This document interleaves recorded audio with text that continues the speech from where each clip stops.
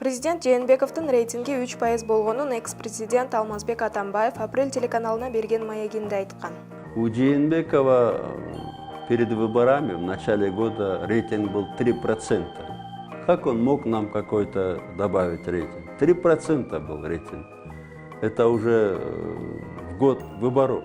Тилекке каршы Алмазбек Атамбаевдин рейтинги 3% болгондугун эл аралык республикалык институту жарыялады. Бул аралыкта адамдардын пикири түп тамыры менен өзгөрүүсү мүмкүн.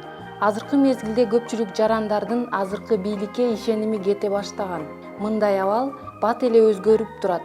Мисалы 2017 Атамбаев бул тизменин башында турган. Суралгандардын 36% ишеним көрсөткөн.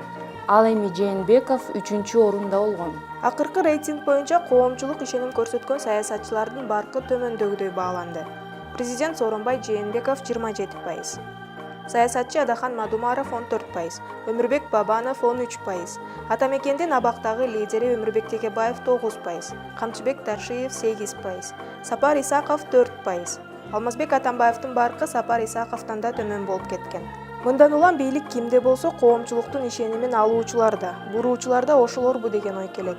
Ошентип ары бери секирген 3% чынында кимдики делип талашка түштү.